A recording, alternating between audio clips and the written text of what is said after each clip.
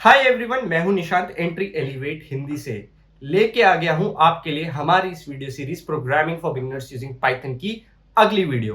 दोस्तों, अभी तक हमने इस वीडियो सीरीज में 3 कलेक्शंस की बात करी, लिस्ट्स, टपल्स और सेट्स। आज हम एक चौथे कलेक्शन के बारे में पढ़ने जा रहे हैं in Python, which is dictionaries. तो क्या होती है डिक्शनरीज पाइथन के अंदर, आइए देखते हैं। Let's dive in. तो दोस्तों, जैसा हमने लास्ट टाइम सेट्स के बारे में पढ़ा था कि एक सेट्स में कोई भी डुप्लीकेट एलिमेंट जो है वो प्रेजेंट नहीं रह सकता। डिक्शनरीज भी कुछ कुछ उसी प्रिंसिपल पे काम करती है, बट यहां पर इंडिविजुअल एलिमेंट्स नहीं होते हैं इस डेटा स्ट्रक्चर के अंदर, बल्कि की वैल्यू पेयर्स होती हैं। ओके, इसका मतलब कि डिक्शनरीज में कुछ कीज होंगी जो कि सारी की सारी यूनिक होंगी, सारी की सारी डिस्टिंक्ट होंगी, इसमें कोई डुप्लीकेट वैल्यू नहीं आ सकती है, और हर की के अगेंस्ट कोई वैल्यू प्रेजेंट होगी। और आप इस डिक्शनरी में वो स्पेसिफाइड की मदद से वो जो वैल्यू उस की के कोरस्पॉन्डिंग स्टोर है उसे आप एक्सेस कर सकते हैं, और उसके साथ कुछ भी मैनिपुलेशन आप कर सकते हैं। किस तरीके से डिक्शनरीज को डिक्लेयर किया जाता है देखते हैं। तो यहाँ पे मैं एक डिक्शनरी डिक्लेयर करता हूँ डी नाम की। ओके, ठीक सेट्स की तरह डिक्शनरी डिक्लेयर करते वक्त भी हम कर्ली ब्रेसेस का यूज करते हैं, बट सेट से अलग यहां पर हम सीधा एलिमेंट नहीं लिखेंगे, बल्कि की का नाम पहले लिखेंगे। जैसे यहां पर मैं एक की लेता हूं जिसका नाम मैं रख देता हूं नेम, ठीक है, और इसके कोरस्पॉन्डिंग जो वैल्यू है वो मैं रख देता हूं निशांत। ओके, तो यहां पर ये मेरा एक की वैल्यू पेयर बन गया। ये नेम हुई की और ये निशान जो है ये हुआ वैल्यू, ठीक है। उसके बाद मैंने यहाँ ऐसे कॉमा लगाया और उसके बाद फिर मैं एक नई की डिक्लेयर करता हूँ यहाँ पे एज, ठीक है। जैसे हमने देखा था बाद बाकी अभी तक हमने जितने भी कलेक्शंस पढ़े थे कि वो सारे हेट्रोजीनियस होते हैं पाइथन के अंदर। इसका मतलब डिफरेंट डेटा टाइप्स भी हम यहाँ पे एंटर कर सकते हैं। वैसे ही यहाँ पर मैं एज जो है 26 लिखता हूँ इस तरीके से। जो वैल्यूज है या कीज है, दोनों में से किसी का भी एक पर्टिकुलर डाटा टाइप का होना जरूरी नहीं है इस केस में। ओके, यहाँ पर मैं चाहूँ तो कीज में भी इस तरीके से लिख सकता हूँ, जैसे मैं लिखता हूँ यहाँ पे 1, ठीक है, ये मेरी एक की हो गई, और इस की के कोरस्पॉन्डिंग में कुछ भी वैल्यू लिख देता हूँ 1, इस तरीके से मैं लिख देता हूँ। ओके, इसको यहाँ मैंने अगर प्रिंट कराया, ठीक है, प्रिंट डी, ठीक है, और इसको इस तरीके से मैंने यहाँ पे प्रिंट करा दिया, तो अब देखिए ये डिक्शनरी प्रिंट कर रहा है, ठीक है। अगर मुझे ये पता लगाना हो कि इस डी वेरिएबल में एक डिक्शनरी टाइप का ही ऑब्जेक्ट है कि नहीं, तो मैं यहाँ पे ये टाइप फंक्शन इस तरीके से लिख दूंगा। ओके, और इसको फिर मैं रन कराता हूँ वापस से, तो देखिए आप क्लास डिक्ट, ठीक है, डिक्शनरी टाइप का ऑब्जेक्ट है। लेंथ पता लगानी हो तो ये टाइप हटा के मैं यहाँ पे लेन लिख देता हूँ, ठीक है, LEN, और इसको क्लियर करता हूँ, और फिर आप देखिए ये 3, क्योंकि इसमें 3 एलिमेंट्स हैं।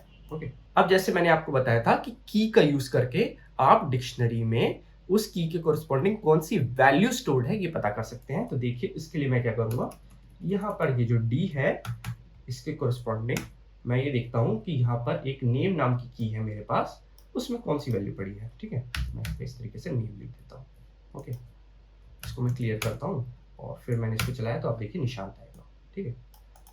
अब मैं इसके अंदर कोई ऐसी की अगर पास करूं जिसमें हुई ना, तो देखिए एरर आएगा यहाँ पे। जैसे अगर मैं यहाँ पे 2 पास कर दूं, ओके, इसको क्लियर करता हूँ, और ये जैसे ही मैंने इसको चलाया तो आप देखिए की एरर आ गया 2, ठीक है। इस तरीके से सीधा एरर ना आ जाए इसके लिए एक फंक्शन होता है गेट। ओके, गेट के अंदर आप पास कर दीजिए, जैसे मैं यहाँ 2 पहले 1 के लिए आपको शो कर देता हूँ कि ये चल रहा है, ठीक है। इसको क्लियर किया और ये चलाया तो ये देखिए यहाँ पे ये 1 के कोरस्पॉन्डिंग 1 आ गया। लेकिन जैसे ही मैंने यहाँ पे 2 टाइप किया, यानी एक ऐसी की जो इसके अंदर एग्जिस्ट ही नहीं करती है, और फिर मैंने इसको रन किया, तो अब देखिए नन आ जाएगा। आपका प्रोग्राम जो है वो एरर के साथ टर्मिनेट नहीं होगा, बल्कि ग्रेसफुली एक नन वैल्यू आ जाएगी जो आप चेक कर सकते हैं, ठीक है। एक और तरीका है ये चेक करने का कि कोई जो की है वो एग्जिस्ट करती है कि नहीं करती है किसी डिक्शनरी के विदिन। आप इस तरीके से लिख सकते हैं कंडीशनल स्टेटमेंट के अंदर, इफ 2 इन डी, ठीक है, तो फिर प्रिंट कर दीजिए प्रेजेंट। ओके, इस तरीके से एल्स प्रिंट कर दीजिए। इसी को मैं यहाँ कॉपी कर देता हूँ, नॉट प्रेजेंट। ओके, इसको क्लियर किया और चलाया इसको, तो अब देखिए यहाँ पे नॉट प्रेजेंट आ गया। तो इस तरीके से भी आप चेक कर सकते हैं कि कोई की जो है इसके विद इन लाई करती है कि नहीं करती है। ओके, आप चाहें तो यहाँ पर चेंजेस भी ला सकते हैं, ठीक है, कीज के कॉरस्पॉन्डिंग जो भी चीज़ है उसमें चेंज भी ला सकते हैं। जैसे मैं यहाँ पे एज जो है इस की को मैं यहाँ पे चेंज कर सकता हूँ, इस तरीके से यहाँ पे लिख सकता हूँ इस तरीके से, ओके। और फिर अगर मैं प्रिंट करूँगा प्रिंट डी, ठीक है, और फिर मैंने इसको क्लियर किया और इसको यहाँ पे चलाया तो अब देखिए अब एज की जो वैल्यू है वो चेंज हो गई, ओके। अब देखिए जैसे मैंने आपको कहा था कि एक डिक्शनरी के विद इन सिर्फ और सिर्फ डिस्टिंक्ट वैल्यूज ही रह सकती हैं। तो अगर मैं यहाँ पर ये 1 जो है यहाँ पर मैं इस तरीके से लिखूँ 2, ओके 2, सबसे पहले तो यहाँ कॉमा दे देता हूँ, ठीक है। अब देखिए अगर मैंने कुछ इस तरीके से लिखा, ये हटा देता हूँ, तो अब देखिए यहाँ पर 2 बार की नहीं आ सकती सेम, ठीक है, डिस्टिंक्ट कीज का होना बहुत जरूरी है। तो अब देखिए जब मैंने इसको चलाया तो ये पहली वाली जो है वो ओवरराइट हो गई और ये जो है इसने इसको ओवरराइट कर दिया, जो दूसरी वाली का उसने ओवरराइट कर दिया, ठीक है। आप चाहे तो डिक्शनरी को डिक्लेयर करने के बाद भी उसमें एलिमेंट्स डाल सकते हैं इस तरीके से। जैसे मैं यहाँ पे लिख देता हूँ सिटी, ओके, और यहाँ पे मैंने जैसे लिख दिया दिल्ली, ओके। और अगर मैंने इसको चलाया तो आप देखिए यहाँ सिटी दिल्ली इस तरीके से आ रहा है, ओके। अब जैसे मैंने आपको बताया कि एक डिक्शनरी के अंदर हेट्रोजीनियस डेटा टाइप्स हो सकते हैं, ठीक है, कीज के अंदर भी। तो जैसे कि मैं यहाँ पर एक और डिक्शनरी बना देता हूँ इसी डिक्शनरी के अंदर, ठीक है, इसका नाम मैं लिख देता हूँ ई, ओके। और इसके अंदर मैंने एक दूसरी डिक्शनरी बना दी, ओके, और इसका नाम मैंने यहाँ पे लिख दिया नेम, ओके, और फिर यहाँ पे मैंने कुछ लिख दिया हेलो इस तरीके से, ओके।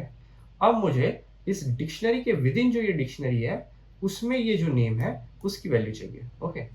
तो देखिए अगर मेरे को सीधा सीधा पहली वाली डिक्शनरी का ही नेम चाहिए होता तो बहुत ही सिंपली मेरे को इस तरीके से मिल जाता, ठीक है, सिंपली इस तरीके से मिल जाता, ओके। इसको चला के देखता हूँ, ठीक है, इस तरीके से। लेकिन मुझे डिक्शनरी के विद इन जो नेस्टेड डिक्शनरी है उसकी वैल्यू चाहिए, तो मैं यहाँ पे इस तरीके से कर सकता हूँ।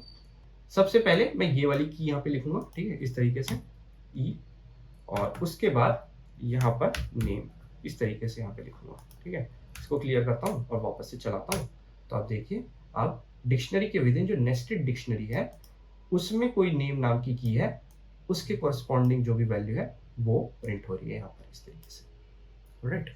डिक्शनरीज के बारे में दोस्तों ये याद रखिएगा कि डिक्शनरीज में जो ये लुकअप ऑपरेशंस होते हैं कि हम किसी एक पर्टिकुलर की को डिक्शनरी के अंदर खोज रहे हैं और उसके कॉरस्पॉन्डिंग वैल्यू को एक्सेस कर रहे हैं, ये big O of one time complexity के होते हैं, यानी कांस्टेंट टाइम कॉम्प्लेक्सिटी के होते हैं। इसीलिए डिक्शनरी का मेनली हम यूज करते हैं ज्यादातर सिनारियोज में, क्योंकि इससे हमारी जो कॉम्प्लेक्सिटी होती है वो काफी रिड्यूस हो जाती है। तो अगर आपको भी इस टाइप का कोई केस मिले जहां पर आपको कीज के कॉरस्पॉन्डिंग कुछ वैल्यू स्टोर कराने हो और कॉम्प्लेक्सिटी को कम से कम रखना हो तो उस केस में आप डिक्शनरीज का यूज पाइथन के अंदर जरूर करिएगा। तो दोस्तों वीडियो खत्म करने से पहले एक खास इंफॉर्मेशन मैं आपके साथ शेयर करना जा रहा हूं। एंट्री एलिवेट हिंदी में हम आपके लिए लाए हैं एक awesome and affordable full stack web development course. इस कोर्स में आपको मिलेगी 150 plus recorded and live classes, capstone projects का tutorial, mock interview preparation, soft skill and resume building के लिए एक डेडिकेटेड सेल और भी बहुत कुछ। इतना ही नहीं, इस full stack web development course के साथ आपको एकदम फ्री फिलहाल के लिए मिलेगा DSA यानी डेटा स्ट्रक्चर एंड एल्गोरिथम का कोर्स एंड दिस कोर्स। तो अगर आप भी इंटरेस्टेड हैं एक awesome full stack web developer बनने में तो नीचे डिस्क्रिप्शन में एक फॉर्म का लिंक है, उसे खोलकर भर दीजिए and our team will get back to you as soon as possible. तो अगर आपको ये वीडियो अच्छा लगा हो तो इसे लाइक कर दीजिए, चैनल को सब्सक्राइब कर दीजिए और नोटिफिकेशन बेल दबा दीजिए, क्योंकि हम इस तरह के कंटेंट रेगुलरली अपडेट करते रहते हैं अपने इस चैनल पर। मिलता हूं आपसे अगली वीडियो में, तब तक के लिए बाय बाय।